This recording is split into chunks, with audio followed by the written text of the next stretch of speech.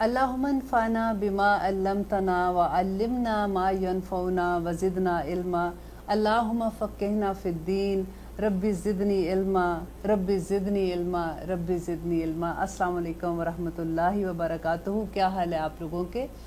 ابھی تک ہم الحمدللہ سورۃ بقرہ کی 40 آیت پہ ہیں ہم آج، اور اس سے پہلے ہمیشہ کی طرح میں یہ کہوں گی کہ ہم تھوڑا سا ریکیپ کر لیتے ہیں کہ ابھی تک ہم نے کیا پڑھا تھا، تاکہ آپ لوگ بھولے نہیں، کیونکہ سورۃ بقرہ اتنی لمبی ہے کہ جب ہم بعض دفعہ ہم نے سمجھ نہیں آتی ہے کہ اس میں اندر کیا کیا احکامات ہیں۔ جیسے میں نے شروع میں کہا کہ بعض مفسرین نے یہاں تک کہا ہے کہ سورۃ بقرہ میں 1000 کے قریب احکامات ہیں۔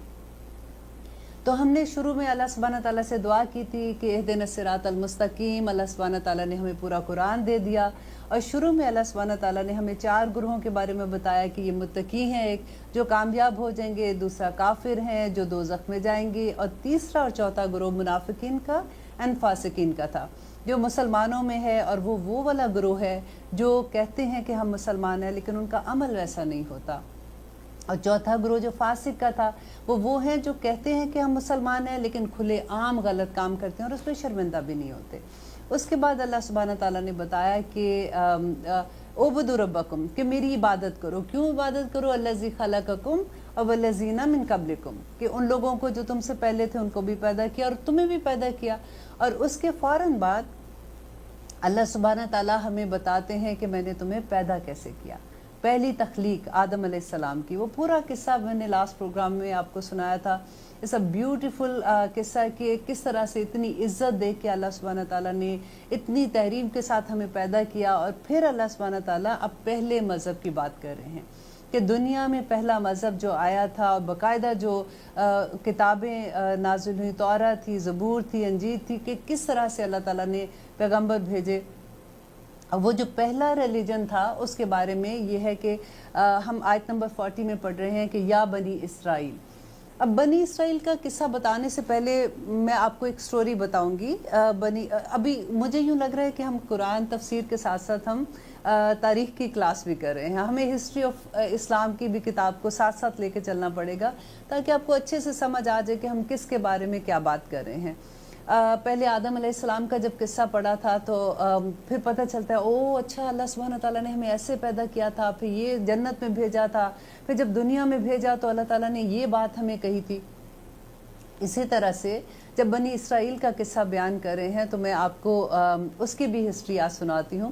مجھے لگتا ہے کہ آج کے پروگرام میں ہم صرف ہسٹری کی کلاس ہی کر کے واپس چلے جائیں گے، لیکن میں کوشش کروں گی کہ میں اس کو تھوڑا شارٹ کر سکوں۔ وجہ یہ ہے بتانے کی کہ جب آپ کو پتہ چلتا ہے کہ ہوا کیا تھا، یہ قوم کیسے بنی تھی، کیسے نبوت ملی تھی، یہ سارا کچھ کیسے ہوا تھا، تو پھر اور بھی مزہ آتا ہے اس قصے کو سمجھنے میں، کیونکہ پورے قرآن میں ایک یہودیوں کے بارے میں آپ پڑھیں گے کہ بنی اسرائیل کون تھے، یہودی کون تھے، ان کو کیوں یہودی کہا جا رہا تھا، نصارہ کون تھے، عیسائی کو نصارہ کہتے ہیں، اور مسلمان کیا تھے۔ یہ 3 بڑی قومیں ہیں جن کے بارے میں ہم بار بار پڑھیں گے۔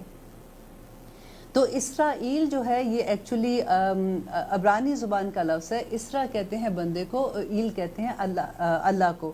تو جیسے ہم عربی زبان میں عبداللہ کہتے ہیں، یا اردو میں ہم کہیں گے کہ اللہ کا بندہ، تو اسی طرح سے بنی جو ہے وہ بیٹے کو، تو اللہ سبحانہ تعالیٰ یہاں پہ جو پکار رہے ہیں کہ یا بنی اسرائیل، اے اسرائیل کے بیٹو، تو یہ بالکل ویسے ہی ہے جیسے کوئی کسی کو پکارتے ہوئے کہے کہ جیسے آپ کے باپ کا نام یا میرے باپ کا نام فار ایگزامپل طفیل ہے، طفیل کی بیٹی، تو وہ محبت بھی ہوتی ہے اور اس میں تنبیہ بھی ہوتی ہے۔ تو اسی طرح سے اللہ سبحانہ تعالیٰ یہاں پہ جب ہمیں بنی اسرائیل کا پورا قصہ سنائیں گے، وہاں پہ کوئی شکایت نہیں ہے، یہ بالکل ایسے ہی ہے جیسے ایک ماں محبت سے اپنے بچے کو پکار کہتی ہے کہ بیٹا تمہارے بھائی نے یہ کام کیا تھا، یا بزنس میں اس طرح سے دوسرے لوگوں کے ساتھ کیا تھا، ان کو یہ نقصان پہنچا، تم ایسے نہ کرنا، یا اس نے یہ کام کیا تھا تو ان کو یہ اس سے تکلیف ہوئی تھی تو تم نہ کرنا۔ بالکل وہی چیز آپ اپنے مائنڈ میں رکھیے گا کہ اللہ سبحانہ تعالیٰ ان ساری، ابھی یہ 10 رکوع آئیں گے جو بنی اسرائیل کے بارے میں ہیں، جس میں اللہ سبحانہ تعالیٰ ہمیں بتاتے ہیں کہ اللہ نے کیسے کیسے ان پہ نعمتیں عطا کی تھی، کیسے کیسے ان پہ اپنے فضل کیے تھے، اور انہوں نے کیسے کیسے اللہ کی نافرمانیاں کی تھی۔ ہمیں آج یہ دیکھنا ہے کہ آج جب ہم امت محمدی ہیں، ہم مسلمان ہیں، تو کیا ان میں سے کون کون سی ایسی چیزیں ہیں جو آج ہم کر رہے ہیں، اور ہم اللہ سبحانہ تعالیٰ کے غضب کے، اللہ نہ کرے کہ ہم ضالین میں شامل ہو جائیں یا اللہ تعالیٰ کا غضب ہم پہ آ جائے۔ اب ابراہیم جو بنی اسرائیل تھے، یہ قوم جب حضرت ابراہیم علیہ السلام کے دو بیٹے تھے، اسماعیل اور اسحاق علیہ السلام۔ اسماعیل علیہ السلام جو تھے ان کی والدہ کا نام جو تھا وہ حاجرہ تھا، اور اسحاق علیہ السلام کی ماں کا نام سارہ تھا۔ یہ حضرت ابراہیم کی دو بیویاں تھیں جن میں سے ان کی دو اولادیں تھیں، اور یہ دونوں اولادیں حضرت ابراہیم کو بڑھاپے میں ملی تھیں۔ جب اسماعیل علیہ السلام پیدا ہوئے تو اللہ سبحانہ تعالیٰ کی طرف سے حکم آ گیا کہ ان کو مکہ کی طرف چھوڑ کے آنا ہے۔ اب آپ دیکھیے کہ ذرا امیجن کیجئے کہ بڑھاپے کی اولاد، اور وہ بھی پھر حکم آ جائے کہ اب ان کو ایسی جگہ پہ چھوڑو جہاں پہ کوئی آبادی نہیں ہے، کوئی کچھ نہیں ہے۔ اب ابراہیم علیہ السلام کو اللہ تعالیٰ نے ویسے ہی نہیں قرآن پاک میں کہا کہ خلیل اللہ ہیں، اللہ کے دوست ہیں وہ۔ ابراہیم علیہ السلام اپنے بیٹے کو لیتے ہیں اور اپنی بیوی کو لیتے ہیں، اور وہ جا کے مکہ کی طرف ہجرت کرتے ہیں، ان کو لے کے جاتے ہیں وہاں پہ۔ ان کے پاس کیا تھا؟ ایک پانی کا مشکیزہ تھا، کچھ کھجوریں تھی۔ وہاں پہ جب چھوڑ کے آتے ہیں، جب وہ واپس آ رہے ہوتے ہیں تو بی بی ہاجرہ ان کے پیچھے بھاگتی ہیں اور ان کو کہتی ہیں کہ آپ ہمیں کہاں چھوڑ کے جا رہے ہیں؟ وہ آگے سے کوئی جواب نہیں دیتے۔ وہ کہتی ہیں کہ جب تیسری دفعہ وہ پوچھتی ہیں تو ان کو یہ کہتی ہیں کہ کیا یہ آپ کے اللہ کا حکم ہے؟ تو ابراہیم علیہ السلام ہاں میں سر ہلاتے ہیں۔ تو بی بی ہاجرہ کہتی ہیں کہ اگر تو یہ آپ کے رب کا حکم ہے نا تو مجھے کوئی اعتراض نہیں ہے اس پہ، انشاءاللہ آپ کا رب جو ہے وہ ہمیں ضائع نہیں کرے گا۔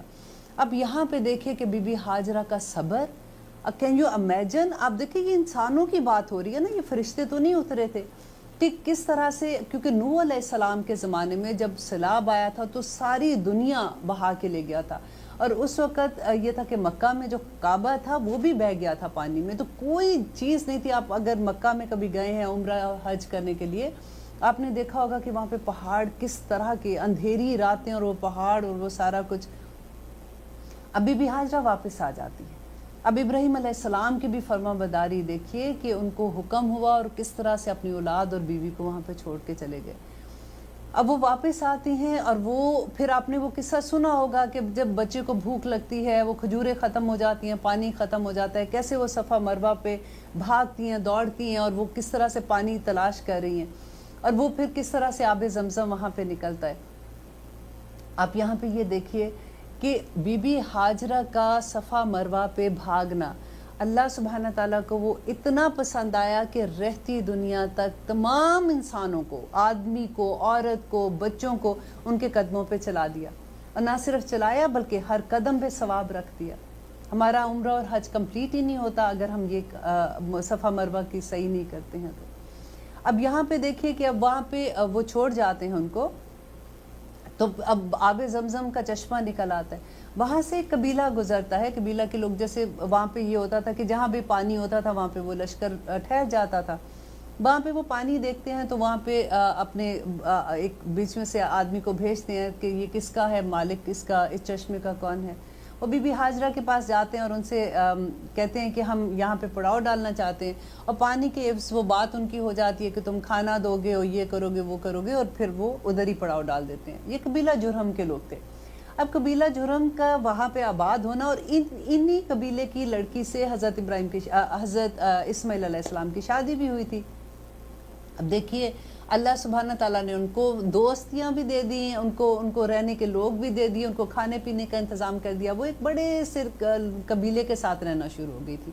اب یہ سٹوری، اب دیکھیے نبی صلی اللہ علیہ وسلم کے نبوت سے پہلے اب یہاں پہ کوئی نبی نہیں ہے، ٹھیک ہے، آلموسٹ آپ سوچے 4000 سال کا عرصہ گزر گیا، یہاں پہ کوئی نبی نہیں آئے، اور اسی لیے نبی صلی اللہ علیہ وسلم کو امی بھی کہا جاتا ہے کہ یا ان کے پاس کوئی علم نہیں تھا، اور اس طرح سے ان کا قبیلہ چلتا رہا۔ انشاءاللہ جہاں پہ وہ سٹوری آئے گی، یہ والی شاخ انشاءاللہ ہم وہاں پہ ڈسکس کریں گے۔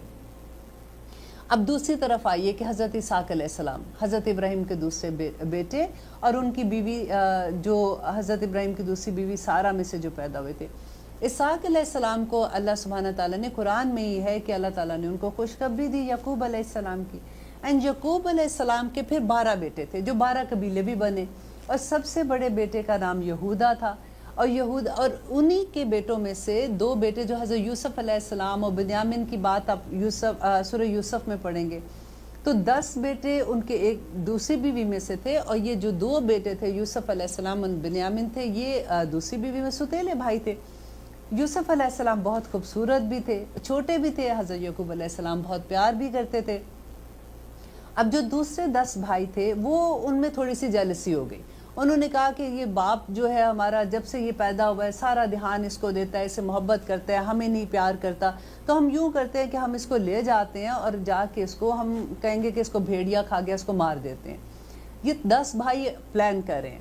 اب وہ جاتے ہیں حضرت یعقوب علیہ السلام کے پاس, ان کو کہتے ہیں کہ ہم اپنے بھائی کو ہم جا رہے ہیں, جیسے آج کل کے زمانے میں آپ یہ سوچ لیں کہ پکنک پہ جا رہے ہیں اور ہم اس کو بھی ساتھ لے جانا چاہتے ہیں. حضرت یعقوب علیہ السلام نہیں بھیجنا چاہتے تھے, وہ ڈرتے تھے. اور قرآن میں یہ آتا ہے کہ وہ ان کو کہتے ہیں کہ مجھے ڈر لگتا ہے یہ چھوٹا کہ اس کو بھیڑیا نہ کھا جائے. وہ کہتے ہیں کہ ہم تو 10 بھائی ہیں اور اتنا بڑا جتھا ہے, ہم اتنے مضبوط ہیں, تو ہم ایسا نہیں ہوگا, ہم سارے اس کے یہ باہر نکلے گا, اس کو مزہ بھی آئے گا. تو حضرت یعقوب علیہ السلام بھیج دیتے ہیں. اب یوسف علیہ السلام جب ان کے ساتھ جاتے ہیں تو کیا ہوتا ہے کہ وہاں پہ جب یہ پلان کرتے ہیں تو ان کا جو سب سے بڑا بھائی ہے یہودا, وہ ان کو یہ کہتا ہے کہ دیکھو اس کو قتل نہ کرو, ہم یہ کرتے ہیں کہ اس کو یہ کنواں ہے یہاں پہ ہم اس میں پھینک دیتے ہیں تاکہ ہمارے اوپر قتل کا الزام بھی نہیں آئے گا, ہم کہیں گے باپ کو جا کے کہ اس کو بھیڑیا کھا گیا. اب وہ اس کو کنویں میں پھینک دیتے ہیں. اب دیکھیے اس کنویں میں اللہ سبحانہ تعالیٰ کی حکمت دیکھیے کہ ان کو کیا الہام ہوتا ہے, وحی ہوتی ہے کہ وہ سکون سے اس کنویں میں بیٹھے ہوئے ہیں. اب یہ بھائی واپس جاتے ہیں حضرت یعقوب علیہ السلام کو کہتے ہیں کہ وہ اس کو بھیڑیا کھا گیا. وہ روتے ہیں اور وہ اس کی قمیض جو ہے اس کو پھاڑ کے لے جاتے ہیں اور اس کو جانور کا خون لگا دیتے ہیں. یہ انشاءاللہ جہاں جہاں یہ سٹوری آئے گی میں مور ڈیٹیل میں آپ کو بتاؤں گی. ابھی میں کوشش کر رہی ہوں کہ میں جلدی سے آپ کو تھوڑا سا ان کا بیک گراؤنڈ بتا دوں تاکہ آپ اگلے 10 رکوع کیونکہ بنی اسرائیل کے بارے میں ہے تو آپ کو اچھے سے اندازہ ہو جائے کہ یہ کیا کن کی بات ہو رہی ہے. اب وہاں پہ کیا ہوتا ہے کہ ایک قافلہ گزرتا ہے, پھر وہی بات کہ کنواں تھا, پانی تھا, تو وہ وہاں پہ ایک آدمی کو بھیجتے ہیں کہ وہ جا کے کنویں میں سے پانی لے کے آئے. جب وہ اپنا ڈول ڈالتا ہے پانی کے اندر تو پانی جب باہر کھینچتا ہے تو حضرت یوسف علیہ السلام چھوٹے سے تو تھے, وہ پانی وہ ڈول کے میں بیٹھ کے اوپر آ جاتے ہیں. اب اس زمانے میں کیا ہوتا تھا کہ غلام بکتے تھے, انسان بکتے تھے جو غلام ہوتے تھے. تو وہ جو ڈول اوپر اٹھاتا ہے وہ دیکھتا ہے, وہ بڑا خوش ہوتا ہے, وہ کہتا ہے کہ چلو جی یہ تو ایک قسم کا مال آ گیا ہاتھ میں, تو ہم جائیں گے, کیونکہ یہ لوگ مصر سے آئے ہوئے تھے اور مصر میں واپس جا رہے تھے. اب شام سے مصر کا سفر آپ دیکھیں یا آگے آگے آپ جب پڑھیں گے نا تو آپ یاد رکھنا, کیونکہ یہ شام میں تھے, رائٹ. شام میں حضرت یوسف علیہ السلام کیسے مصر پہنچے, تو وہ ایسے پہنچے تھے کہ یہ قافلہ ان کو لے گیا اور مصر کے بازار میں جا کے پھر یہ بکے, اور وہاں پہ جس آدمی نے اس کو خریدا وہ مصر کا بہت دولت مند آدمی تھا. وہ ان کو اپنے گھر لے کے گیا, اپنی بیوی کو یہ کہا کہ یہ بچہ جو ہے میں نے خریدا ہے اور اس سے اچھا سلوک کرنا, میں بھی ہم اس کو اپنی اولاد کی بنا لیں, مطلب ہم اپنا بچہ بنا لیں گے, یہ اس سے ہمیں فائدہ ہوگا. تو بیوی جیسے وہ گھر میں اپنے ان کے پلتے ہیں, بڑھتے ہیں, بڑے ہوتے ہیں. اب جب یہ جوان ہوتے ہیں نا تو بیوی کو ان سے وہ خوبصورت اتنے ہوتے ہیں. قرآن میں بھی آپ پڑھتے ہیں کہ حضرت یوسف علیہ السلام کے حسن کے بارے میں جو لکھا تھا کہ ان کی بیوی کو ان سے محبت ہو جاتی ہے. اب وہ پھر ایک قصہ آئے گا آگے کہ کیسے وہ کمرے میں دروازہ بند کر لیتی ہے اور ان کو اپنی طرف پکارتی ہے, اور وہ کہتے ہیں کہ مجھے اللہ سے ڈر لگتا ہے اور میں مطلب اکیلا بھی ہوں لیکن اللہ ہمارے درمیان میں ہے اور میں کوئی ایسا کام نہیں کرنا چاہتا کہ میرے مالک جو ہے اس کو تکلیف ہو یا میں جو بھی, مطلب وہ انہوں نے منع کیا اسے. اور وہ بھاگے دروازے کی طرف. جب دروازے کی طرف بھاگتے ہیں تو آگے اس کا خامند کھڑا ہوتا ہے جیسے دروازہ کھلتا ہے. تو آپ دیکھیے وہ حالت کیا اس وقت ہوگی کہ سامنے اس کا میاں کھڑا ہے. اچھا دا مومنٹ بیوی, آپ کو ایسا لگے گا یہ آج کی کوئی ڈرامہ دیکھ رہے ہیں ٹی وی پہ یا پھر کوئی قصہ پڑھ رہے ہیں کسی کا. تو جیسے ہی بیوی نے اپنے خامند کو دیکھا تو اس نے پوری بات بدل دی. اس نے کہا کہ دیکھو یہ آدمی جو ہے تم نے اس کو غلام کو کہاں سے کہاں پہنچایا, اتنی عزت دی, تو یہ تمہاری بیوی کے ساتھ غلط کام کرنا چاہ رہا ہے. تو خیر اینی وے شارٹ کرتے ہوئے میں سناتی ہوں کیونکہ انشاءاللہ یہ سٹوری جہاں پہ آئے گی وہاں پہ میں آپ کو ڈیٹیل بتاؤں گی کہ ان کو جیل ہو جاتی ہے حضرت یوسف علیہ السلام کو. اب یوسف علیہ السلام جیل میں بھی جاتے ہیں تو وہ اپنی تبلیغی وہاں پہ کرتے ہیں. وہاں پہ کیا ہوتا ہے کہ جو مصر کا بادشاہ ہے اس کے 2 نوکر وہاں پہ آتے ہیں, قید ہو کے آتے ہیں. وہ حضرت یوسف علیہ السلام سے باتیں بھی سنتے ہیں, ان کو پتہ ہوتا ہے کہ یہ ایک نیک بندہ ہے, وہ اللہ سبحانہ تعالیٰ کی بارے میں ان کو بتاتے ہیں, تبلیغ بھی کرتے ہیں. اب کیا ہوا یہ آپ سنتے رہیے, لیتے ہیں چھوٹی سی بریک, پھر انشاءاللہ آپ کو یہ قصہ میں آگے لے کے جاؤں گی. آپ سن رہے ہیں قرآن میری زندگی. ہم قصہ سن رہے ہیں بنی اسرائیل کا کہ وہ کیا تھے اور کیسے وہ مصر تک پہنچے. اب یوسف علیہ السلام جب قید میں تھے تو وہ جو 2 قیدی ہیں جو بادشاہ کے غلام تھے وہ وہاں پہ تھے، اور وہاں پہ کیا ہوتا ہے کہ ان میں سے ایک جو قیدی تھا اس کو ایک خواب آتا ہے. وہ یوسف علیہ السلام کے پاس جاتے ہیں اور اپنی خواب کی تعبیر پوچھتے ہیں، کیونکہ یوسف علیہ السلام کو اللہ سبحانہ تعالیٰ نے خواب کی تعبیر کا بھی علم دیا تھا. وہ جب ان کو بتاتے ہیں کہ اس خواب کی یہ تعبیر ہے اور وہ واقعی سچ ہو جاتی ہے، پھر وہ کیا ہوتا ہے کہ جب وہ چھٹ کے واپس جاتے ہیں تو وہاں کا جو بادشاہ اس کو ایک خواب آتا ہے. وہ لوگوں کو بلاتا ہے، اپنے مشیر کو بلاتا ہے، ان سے پوچھتا ہے، کسی کو خواب کی تعبیر نہیں سمجھ آتی ہے. تو اس بندے کو یاد آتا ہے جو جیل سے آیا تھا کہ وہاں پہ ایک آدمی تھا جو یوسف کے نام سے تھے، اور وہ اس طرح سے خوابوں کی تعبیر بتاتے تھے. وہ بادشاہ کو بتاتے ہیں، وہ کہتے ہیں اچھا تم ان کے پاس جاؤ اور پوچھ کے آؤ. وہ خواب کی تعبیر بتاتے ہیں تو یوسف وہ بڑا خوش ہوتا ہے بادشاہ، وہ ان کو جیل سے بلا لیتے ہیں اور پھر ان کو کہتے ہیں کہ اب تم کیا چاہتے ہو، میں تمہیں کیا انعام دوں. تو حضرت یوسف علیہ السلام نے، کیونکہ وہ خواب آئے گا انشاءاللہ وہاں پہ میں اس کی بھی آپ کو ڈیٹیل بتاؤں گی، کہ ان کو قحط آپ پر آ جائے گا ان کے مصر میں، اس کے بارے میں وہ خواب تھا.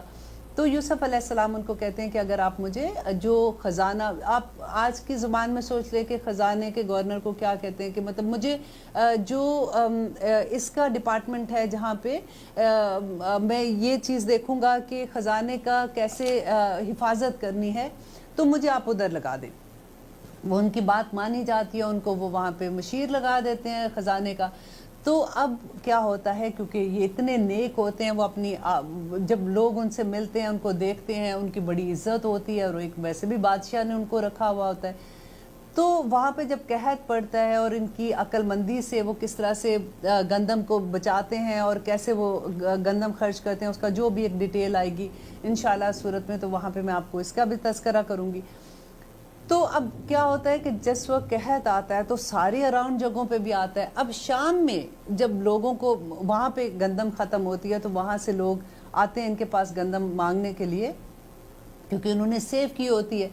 تو وہاں سے ان کے بھائی آتے ہیں. تو یہ حضرت یوسف علیہ السلام اپنے بھائیوں کو پہچان جاتے ہیں، لیکن وہ نہیں پہچانتے کیونکہ یوسف علیہ السلام اس وقت بہت چھوٹے تھے.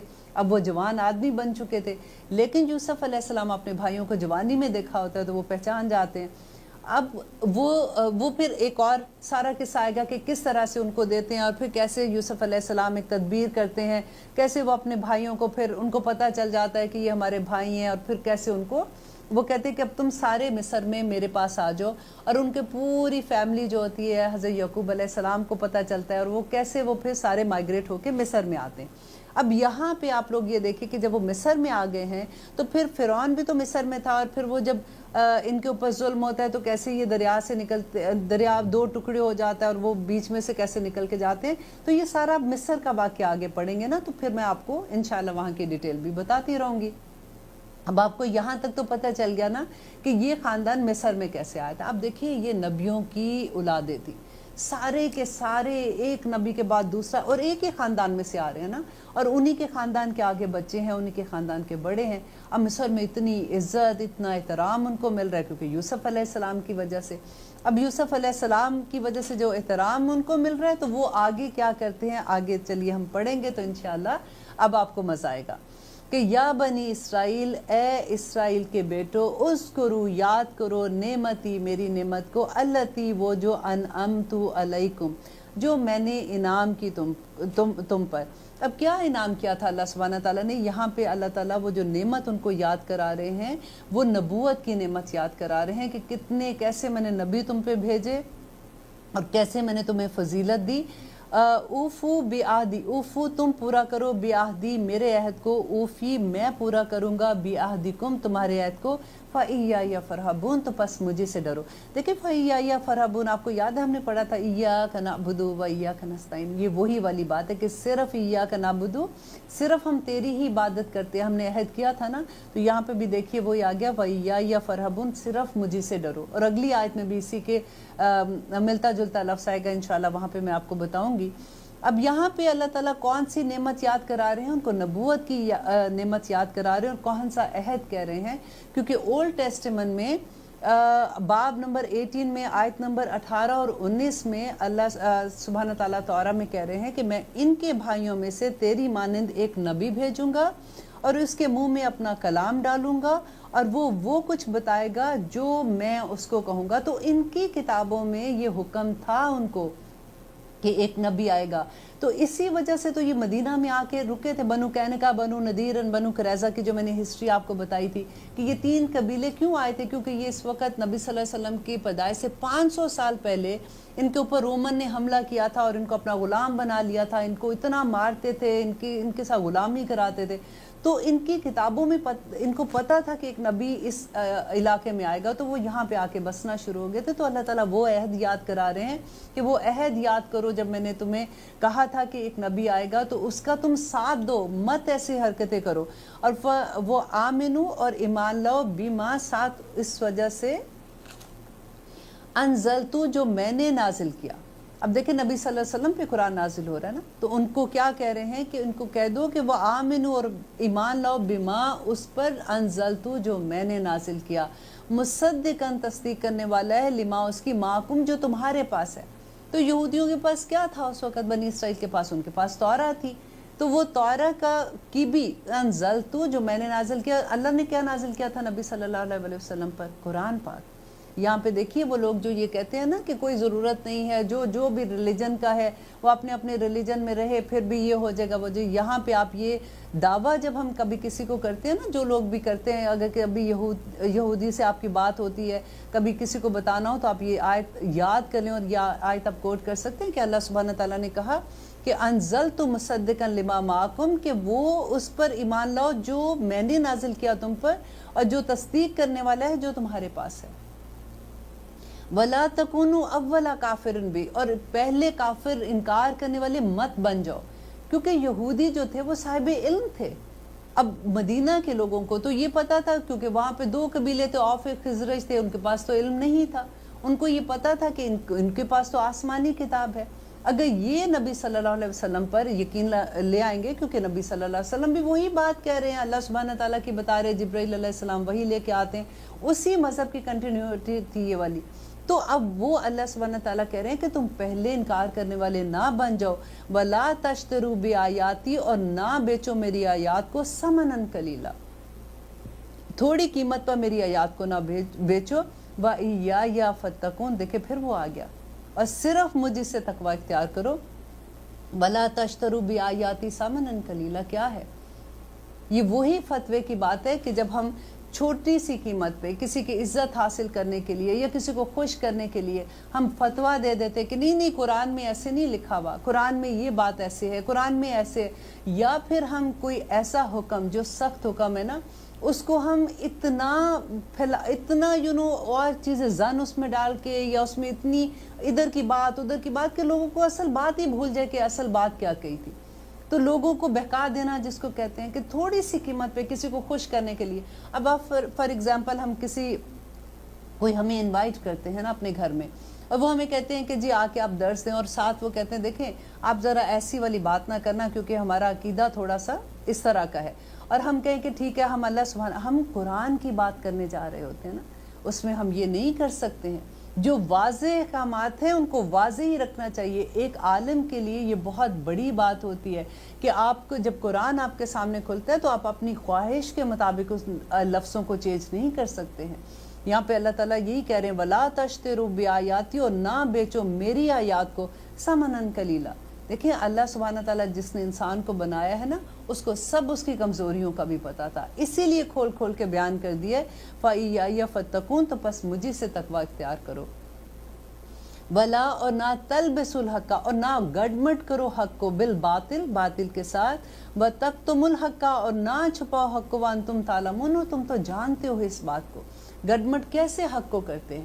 دیکھیں وہ چیز جیسے اب کوئی لوگ ہوتے ہیں وہ کچھ نیکیاں کر رہے ہوتے ہیں، ظاہری طور پہ فار ایگزامپل لگے گا کہ آپ کسی کو دیکھو کہ ماشاءاللہ پوری نمازیں بھی پڑھ رہا ہے، ساتھ اسی محفل میں بیٹھا ہے، تھوڑی دیر اذان کی آواز ہے، چلو نماز کا ٹائم ہو گیا، ہم نماز پڑھ لیں، اور وہ دیکھنے میں بھی اچھے لگ رہے ہیں، پھر واپس آ کے بیٹھتے ہیں تو کسی کے بارے میں چغلی بھی لگا دی ہے، کسی کے بارے میں کوئی ایسی بات بھی کر دی ہے، تو گڑمڑ ہو گیا نا. کبھی سمجھ نہیں آتی کہ یہ تو اتنے نیک لوگ ہیں، اب یہ بھی کر رہے ہیں. تو وہ بھی وَلَا تَلْبِسُوا الْحَقَّ بِالْبَاطِلِ، اور نہ گڑمٹ کرو حق کو، سچائی کو باطل کے ساتھ نہ ملاؤ. وَتَكْتُمُوا الْحَقَّ، اور نہ چھپاؤ حق کو. جو حق ہے وہ حق ہے، جیسے کہتے ہیں جنت حق ہے، دوزخ حق ہے، قیامت حق ہے، ہر چیز یہ حق ہے، اللہ سبحانہ تعالیٰ نے بہت واضح طور پہ بتا دی۔ یہ صرف بنی اسرائیل کے لیے نہیں ہے، یہ آج کے مسلمان کے لیے بھی یہی بات ہے کہ ہمیں دیکھنا ہے کہ ہم کہاں پہ حق کو اور باطل کو آپس میں ملا رہے ہیں۔ ہم درمیان کا راستہ کہتے ہیں نا کہ نہیں بڑی آسانی، بس درمیان کا راستہ پکڑو، ایسے تو نہیں ہو سکتا، ہم ایسی زندگی تو نہیں گزار سکتے ہیں۔ تو وَلَا تَلْبِسُوا الْحَقَّ بِالْبَاطِلِ وَتَكْتُمُوا الْحَقَّ وَأَنْتُمْ تَعْلَمُونَ، تم جانتے ہو۔ وَأَقِیمُوا الصَّلَاةَ، اور نماز قائم کرو۔ دیکھیے یہ حکم کس کو دیا جا رہا ہے؟ یہ اس وقت ان کی توراہ میں بھی یہی حکم دیا گیا تھا، یہ جو بنی اسرائیل ہیں یہ ان کو بھی یہی حکم تھا کہ وَأَقِیمُوا الصَّلَاةَ، اور نماز قائم کرو، وَآتُوا الزَّکَاةَ، اور زکوٰۃ دو، وَارْکَعُوا مَعَ الرَّاکعِینَ، اور رکوع کرنے والوں کے ساتھ رکوع کرو۔ اب دیکھیے نماز کا تو ذکر آ ہی گیا تھا، وہ دوبارہ سے وَارْکَعُوا مَعَ الرَّاکعِینَ کیوں کہنے کی ضرورت تھی؟ اب وہ لوگ جو با جماعت نماز کو کہتے ہیں نا کہ نہیں با جماعت نماز کا نہیں حکم ہے، یہ والی آیت یاد کر لیں، وَارْکَعُوا مَعَ الرَّاکعِینَ، یہ اکیلے تو نہیں ہے، ماں ساتھ رکوع کرنے والوں کے، یہ حکم ان کو بھی تھا۔ آپ کو یاد ہے جب نبی صلی اللہ علیہ وسلم معراج پہ گئے تھے تو حضرت موسیٰ علیہ السلام نے کیا کہا تھا؟ جب انہوں نے کہا کہ اب مجھے شرم آتی ہے، اب میں واپس نہیں جاؤں گا، اب میں اللہ تعالیٰ نے 5 نمازیں کر دی ہیں، اب بس ٹھیک ہے میرے لیے، تو حضرت موسیٰ علیہ السلام نے کہا تھا کہ نہیں آپ واپس جائیں اور اللہ تعالیٰ سے کہیں کہ اور کم کر دے، کیونکہ میری امت نے جو ان کو نمازوں کا حکم تھا انہوں نے اتنی بھی نہیں پڑھی تھی، اور مجھے پتہ ہے کہ لوگ کیا کریں گے۔ تو نبی صلی اللہ علیہ وسلم نے کہا تھا کہ اب نہیں میں واپس جاؤں گا، اب میں اسی پہ خوش ہوں، اور اللہ سبحانہ تعالیٰ نے کہا تھا کہ تم جتنی یہ 5 نمازوں میں بھی اللہ سبحانہ تعالیٰ اتنا ہی اجر دیں گے جتنا اللہ تعالیٰ نے پہلی دفعہ حکم دیا تھا کہ اتنی نمازیں پڑھنی چاہیے۔ وَأَقِیمُوا الصَّلَاةَ، اور نماز قائم کرو۔ دیکھیے نبی صلی اللہ علیہ وسلم نے ان کے پاس ایک نبینہ صحابی آئے تھے، ابن مختوم ان کو کہتے ہیں، وہ آئے، آ کے انہوں نے کہا کہ میں اندھا ہوں، کیونکہ دیکھیے وہاں پہ مکہ کا مدینہ کا آپ سوچئے رات کا ٹائم ہوگا تو وہ چلنا ان کے لیے کتنا مشکل ہے، تو میں مسجد میں نہیں آ سکتا، کئی دفعہ مسجد نہیں آ سکتا، تو کیا میرے لیے اس میں اتنی سہولت ہے کہ اگر میں گھر میں نماز پڑھ لوں؟ تو نبی صلی اللہ علیہ وسلم نے پہلے کہا ٹھیک ہے، کیونکہ وہ نبینہ تھے، لیکن جیسے ہی وہ جانے لگے تو نبی صلی اللہ علیہ وسلم نے ان کو واپس بلایا، تو ان کو کہا کہ آپ مجھے یہ بتائیے کیا آپ کے گھر میں نماز کی اذان کی آواز جاتی ہے؟ تو انہوں نے کہا کہ ہاں، تو انہوں نے کہا کہ اگر جاتی ہے پھر آپ کے لیے کوئی اس میں گنجائش نہیں ہے، آپ کو مسجد میں ہی آ کے نماز پڑھنی پڑے گی۔ اللہ اکبر، آج ہم دیکھیں ہم کیا کر رہے ہیں، نماز عورت کے لیے نہیں ہے مسجد میں، لیکن آدمیوں کے لیے حکم ہے کہ وہ مسجد میں جا کے نماز پڑھے، وَارْکَعُوا مَعَ الرَّاکعِینَ ہے۔ حضرت ایوب علیہ السلام کی پورا جسم پیرالائز ہو گیا تھا، صرف ایک شہادت کی انگلی ان کی ہلتی تھی، اس کے ساتھ وہ نماز پڑھتے تھے۔ اور آپ دیکھیے دیدات رحمۃ اللہ علیہ کے بارے میں، وہ ابھی کے اسکالر تھے، آپ جانتے ہوں گے اگر آپ نے ان کو سنا ہے، کہتے ہیں کہ آخری وقت میں ان کی پوری باڈی پیرالائز ہو گئی تھی، ان کی آنکھوں کی جو پتلیاں ہوتی ہیں نا راؤنڈ جو ہوتی ہیں، صرف وہ موو کر رہی ہوتی تھی، وہ اس کے ساتھ نماز پڑھتے تھے۔ تو کدھر بچیں گے ہم لوگ؟ نماز مسجد میں پڑھنے کا، اور جو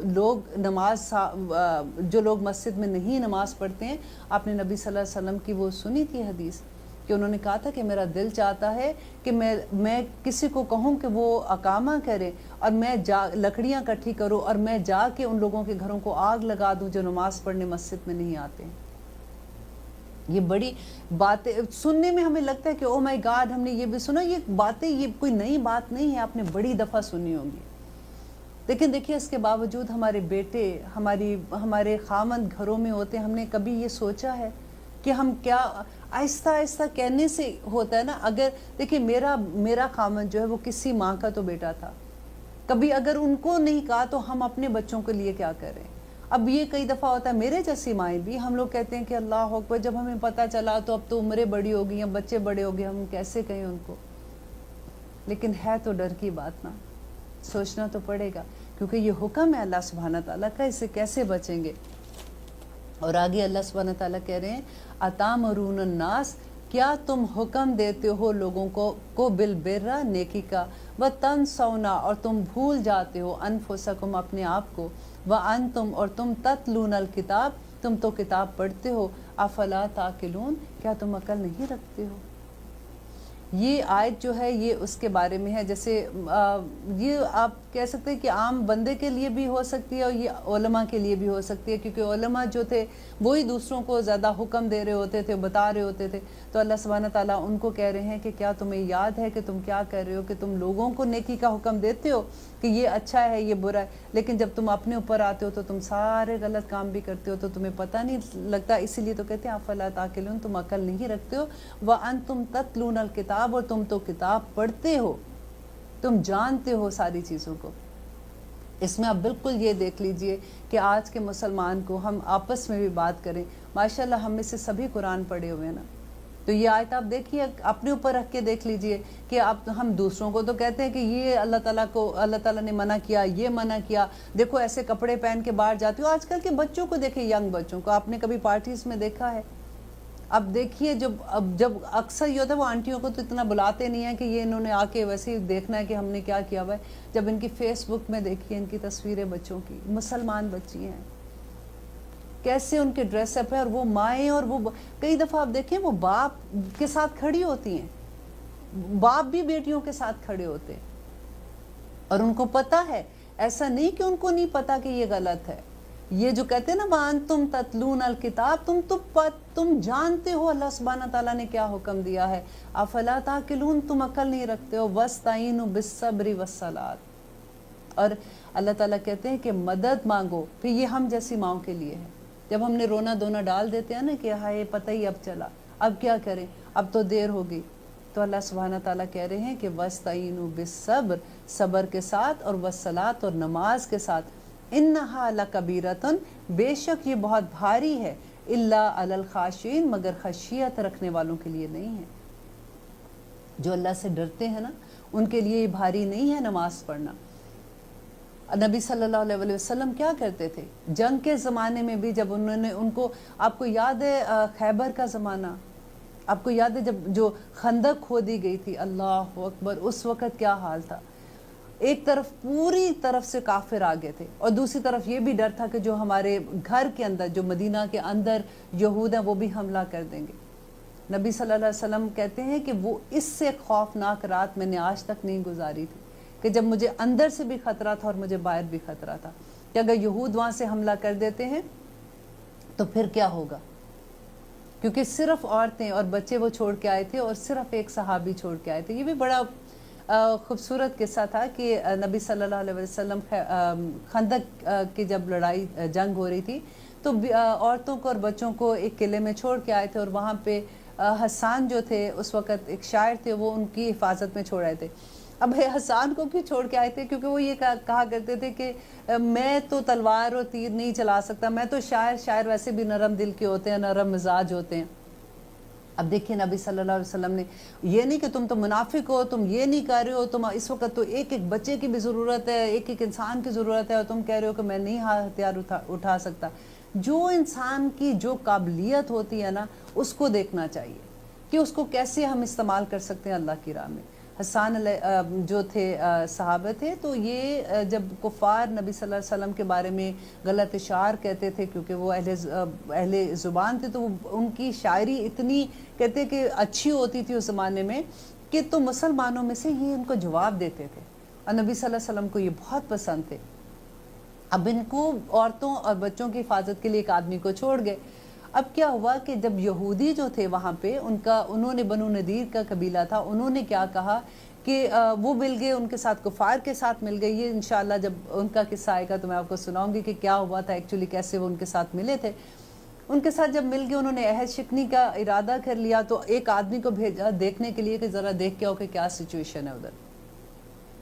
اب وہاں پہ حضرت صفیہ نبی صلی اللہ علیہ وسلم کی جو پھوپھی تھی نا, انہوں نے دیکھ لیا کہ باہر ایک آدمی ہے اور وہ دیکھ رہا ہے, وہ کوئی پتہ لگانے آیا. تو وہ حضرت حسان کو کہتی ہیں کہ وہ یہ بہتر یہ ہے کہ تو اس آدمی کو یہیں قتل کر دیا جائے, اس کو مار دیا جائے, تاکہ یہ جا کے جب ان کو اطلاع دے گا کہ یہاں تو کوئی ہے ہی نہیں بچا ہوا, صرف عورتیں اور آدمی, اگر انہوں نے حملہ کیا تو ساری عورتیں اور آدمیوں کو, بچوں کو ختم کر دیں گے. حضرت حسان نے کہا کہ میں تو تلوار نہیں اٹھا سکتا ہوں. آپ ہسٹری پڑھے, بہت مزہ آتا ہے. میں تو تلوار نہیں اٹھا سکتا ہوں, میں کہاں اس کو ماروں گا. تو حضرت صفیہ کہتے ہیں کہ انہوں نے خود سے اپنے آپ کو کور کیا پوری طرح سے, اور ایک ڈنڈا اٹھا لیا, اور لے کے، کیونکہ رات کا ٹائم تھا، سردی، کیونکہ خندق کا زمانہ، اللہ اکبر، جب آپ خندق کی جنگ پڑھیں گے نا تو آپ کو پتہ چلے گا کہ اتنی ٹھنڈ تھی جس کی کوئی حد نہیں، کہ کہتے ہیں کہ اور اندھیری رات تھی کہ بندہ بندے کو سجائی نہیں دے رہا تھا۔ حضرت صفیہ نے ایک ڈنڈا پکڑا اور وہ نکلی اور جا کے اس بندے کے سر کے اوپر مارا پیچھے سے، اور مار مار کے اس کو شہید کر دیا۔ اور وہ ایک اور آدمی تھا جو اس کے ساتھ تھا، وہ تھوڑا پیچھے تھا۔ اب اتنی کیونکہ اندھیرا تھا تو پتہ نہیں چلا کہ عورت ہے یا آدمی ہے، وہ ڈر گیا کہ یہ تو ان کے پاس تو اتنی فوج ادھر بھی ہے، تو وہ بھاگ گیا اور جا کے اس نے یہودیوں کو کہا کہ وہاں تو ان کا پورا انتظام ہے، وہاں پہ جانے کا ضرورت نہیں ہے، کیونکہ وہاں تو ایک وہ گئے تھے تو اس طرح سے انہوں نے اس کو مار دیا۔ تو وہ لوگ ڈر گئے اور وہ نہیں آئے۔ تو نبی صلی اللہ علیہ وسلم کو جب پتہ چلا وہاں پہ فوراً کس طرح سے سچویشن ہے، تو انہوں نے وہاں سے کچھ لوگوں کو بھیجا کہ جا کے ان کی حفاظت کرے، لیکن وہ رات اتنی خوفناک رات تھی کہ ایک طرف پورے کفار اور ڈیفرنٹ دوسرے قبیلوں کے ساتھ مل کے دوسری طرف حملہ کرنے کو پورے تیار ہو، یہاں سے یہودی حملہ کرنے کو تیار تھے، لیکن اللہ تعالیٰ نے پھر آخر میں ان کو فتح دی۔ اور وہ کیسے دی کہ وہ کہتے کہ وہ پوری رات پھر اللہ سبحانہ تعالیٰ کے آگے کھڑے ہو گئے تھے اور رو رو کے دعائیں کی، اور صحابہ کہتے ہیں کہ یہ وہ رات تھی جس میں منافقت بھی کھل کے سامنے آ گئی تھی۔ لوگوں نے کہا کہ یہ کیسا نبی ہے، انہوں نے تو ہمیں کیسر و کسرا کی خبریں دی تھی کہ ہم وہ فتح کریں گے، آج تو ہم باتھ روم میں بھی جانے کے لیے جیسے وہ باہر ہی جاتے تھے نا، کہ ہم تو وہاں تک بھی نہیں جا سکتے، ہمیں خوف کا وہ عالم ہے، تو یہ کیسا مذہب ہے؟ تو لوگ اسلام سے ہٹنا شروع ہو گئے۔ اور نبی صلی اللہ علیہ وسلم کہتے ہیں کہ یہ وہ وقت تھا جب اللہ تعالیٰ نے پھر وہ آیت بھی اتاری تھی کہ نبی تک یہ کہہ اٹھے کہ اے اللہ کب تیری مدد آئے گی، یہ آئے گی آگے صورت بھی، اللہ اکبر۔ اور صحابہ بھی کہہ اٹھے، اور پھر اللہ سبحانہ تعالیٰ نے پھر مدد کی، اور کیسے کی تھی یہ انشاءاللہ میں آپ کو سناؤں گی جب اس کا بدر کا خندق کا واقعہ آئے گا۔ ایسے ہی ہسٹری انشاءاللہ بدر میں کیا ہوا تھا، خندق میں کیا ہوا، احد میں کیا ہوا تھا، جو جو واقعے آئیں گے میں انشاءاللہ آپ کو اس کی ہسٹری بھی سناتی رہوں گی کہ کیا ہوا تھا۔ وَاسْتَعِینُوا بِالصَّبْرِ وَالصَّلَاةِ، جب بھی کبھی کوئی مشکل آتی ہے نا تو 2 رکعت نماز نفل پڑھ کے کھڑے ہو جایا کریں اور اللہ تعالیٰ سے مدد مانگے۔ آپ دیکھیں اللہ تعالیٰ انشاءاللہ غائب سے مدد کرتے ہیں۔ الذین، وہ لوگ، یظنون، اب یہ ہے کہ علی الخاشعین کہ کون لوگ ہیں، یہ مشکل کن کے لیے نہیں ہوتی، جو خشیت رکھنے والے ہیں، جو خشوع اور عاجزی کرنے والے ہیں۔ اور آگے اللہ سبحانہ تعالیٰ اس کو ایکسپلین کرتے ہیں کہ الذین، وہ لوگ جو یظنون، جو یقین رکھتے ہیں، انہم، کہ وہ ملاقو، کہ وہ ملاقات کرنے والے ہیں، ربہم، اپنے رب سے، وانہم، اور بے شک وہ الیہ، اسی کی طرف، راجعون، جانے والے ہیں۔ یہ وہ لوگ ہیں جن کو یقین ہے دا ڈے آف ججمنٹ کا۔ دیکھیے جس کو ڈے آف ججمنٹ کا یقین ہوگا نا وہی نیک کام کرے گا، جس کو یہ پتہ ہوگا کہ حساب دینا ہے، کیونکہ اللہ تعالیٰ نے قرآن پاک میں کہا کہ یوم یقوم الروح والملائکۃ صفا لا یتکلمون الا من اذن له الرحمن وقال صوابا۔ یہ اللہ تعالیٰ نے بتایا کہ وہ دن ایسا ہوگا کہ جس میں روحیں اور ملائکہ صف بصف اللہ سبحانہ تعالیٰ کے سامنے کھڑے ہوں گے۔ لا یتکلمون الا من اذن له الرحمن، کہ کوئی انسان، کوئی روح، کوئی بھی اللہ سبحانہ تعالیٰ سے بات بھی نہیں کر سکے گا مگر سوائے اس کے جس کو اللہ اجازت دے دے گا۔ ذالک الیوم الحق، کہ یہ حق دن ہے، یہ ہو کے رہنے والا دن ہے۔ اور پھر کہتے ہیں اللہ سبحانہ تعالیٰ کہ یوم ینظر المرء ما قدمت یداہ ویقول الکافر یا لیتنی کنت ترابا، کہ انکار کرنے والے لوگ جو ہے نا وہ کہیں گے کہ کاش میں مٹی ہو جاتا، میں مر جاتا، میں مٹ جاتا، آج میں یہ دن نہ دیکھتا۔ یہ قرآن میں ہے، اب پڑھ کے تو دیکھیے۔ لیتے ہیں چھوٹی سی بریک، انشاءاللہ واپس آتے ہیں۔ آپ دیکھ رہے ہیں قرآن میری زندگی، ہم کر رہے ہیں آیت نمبر 47۔ یا بنی اسرائیل، اے بنی اسرائیل، اذکروا، یاد کرو، نعمتی، میری نعمت کو، اللتی، وہ جو انعمت علیکم، جو میں نے انعام کی تم پر، وانی، اور بے شک میں نے فضلتکم، فضیلت دی تم کو، علی العالمین، تمام جہانوں پر۔ یہ آیت آپ بار بار سنیں گے کہ اللہ تعالیٰ ان کو یاد کرا رہے ہیں کون سی نعمت، جو نبوت کی نعمت دی تھی، اور اللہ تعالیٰ کہہ رہے ہیں کہ وَإِنِّي فَضَّلْتُكُمْ، اور بے شک میں نے تمہیں فضیلت عطا کی، علی العالمین، تمام جہانوں پر۔ اتنی رحمتیں اللہ سبحانہ تعالیٰ کی، وہ بار بار اللہ سبحانہ تعالیٰ اپنا ذکر کرتے ہیں کہ کیا کیا میں نے نعمتیں عطا کی۔ اور آج آپ مسلمانوں کو بھی تو دیکھیے نا، ہم پہ اللہ سبحانہ تعالیٰ کی کیا کیا نعمتیں ہیں۔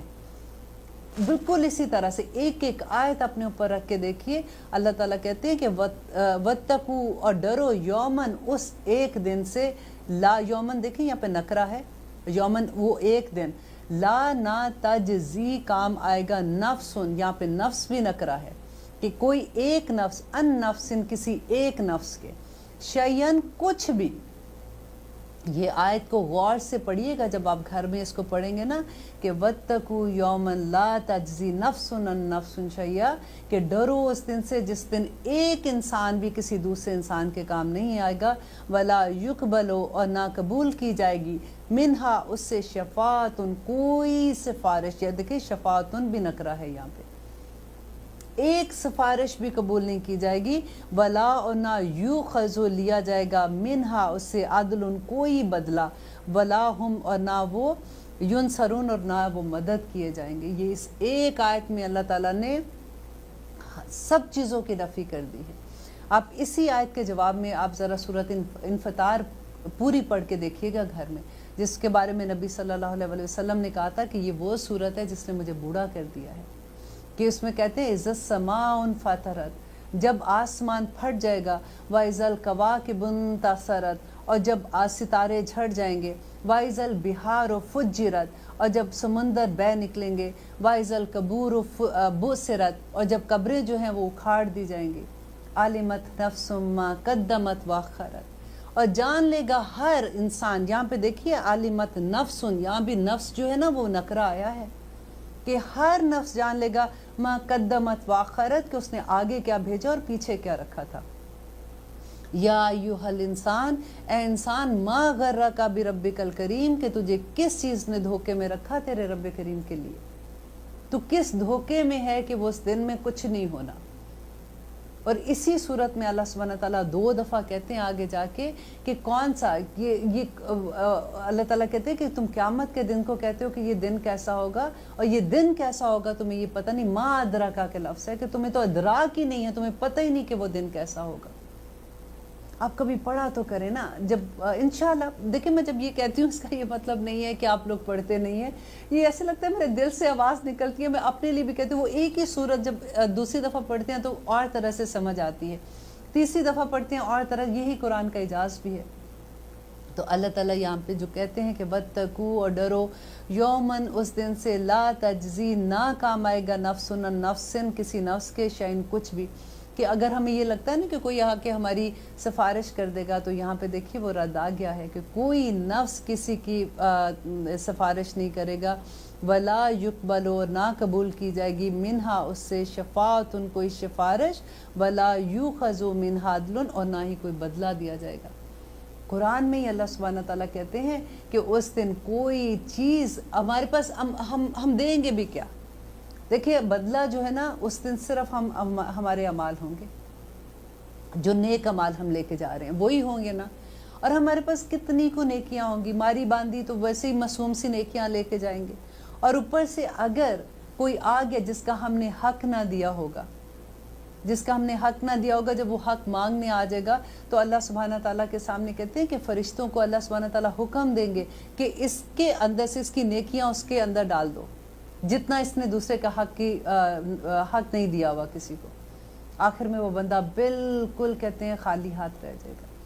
तो वला युखज़ु मिनहा अदलुन वला हुम युनसरून, और ना ही वो मदद किए जाएंगे। अल्लाह अकबर।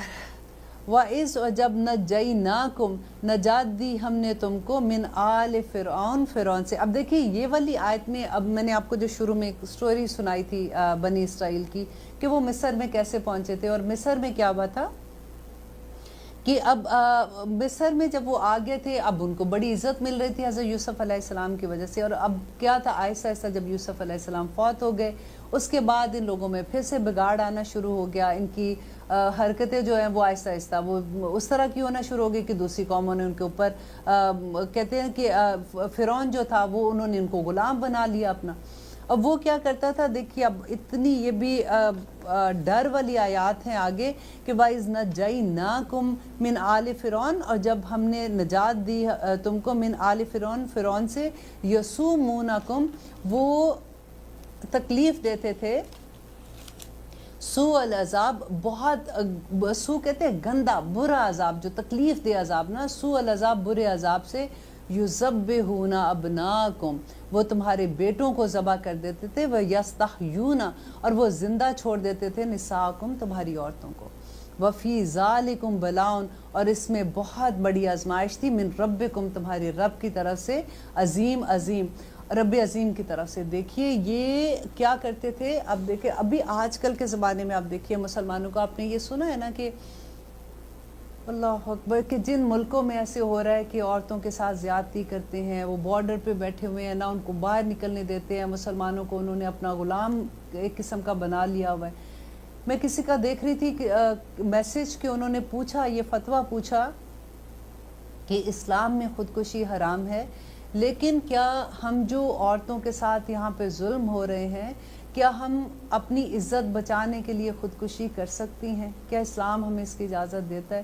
اللہ اکبر، یہ بات پڑھ کے ایسے لگتا ہے یہ کہنا جتنا آسان ہے، آپ سوچئے جس نے یہ لفظ پوچھا ہوگا کہ کیا ہم ایسے کر سکتی ہیں، وہاں پہ عورتوں کا کیا حال ہوگا۔ آج بالکل یہ کچھ نہیں ہو رہا کیا مسلمانوں کے ساتھ؟ یہ بنی اسرائیل کے ساتھ ہوا تھا، تو کیا آج کے مسلمان اپنی آنکھیں اگر نہ کھولیں تو پھر کیسے ہمیں سمجھ آئے گی؟ وہ سوء العذاب و یذبحون وہ کیا کرتے تھے بنی اسرائیل جو تھے؟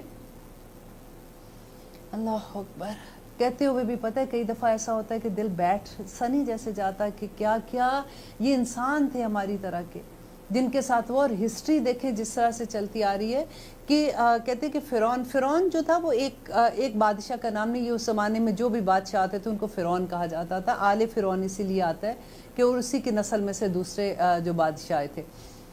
تو وہ فرعون کا جو قصہ ہے انشاءاللہ ایک بریک لیتے ہیں، اس کے بعد ہم آپ کو سنائیں گے کہ فرعون نے کیا کیا تھا۔ آئی تھنک بریک نہیں ہے اس وقت، ہم اپنے پروگرام کو ختم کرتے ہیں۔ میرا دل چاہتا ہے جب میں آپ کو سنا رہی ہوتی ہوں کہ میں یہ سارے قصے آپ کو جلدی جلدی سناتی رہوں، لیکن انشاءاللہ نیکسٹ پروگرام میں ہم اس کو جاری رکھیں گے اور یہاں سے ہم اپنے پروگرام کا آغاز بھی کریں گے، اور آپ انتظار کرنا۔ اللہ حافظ۔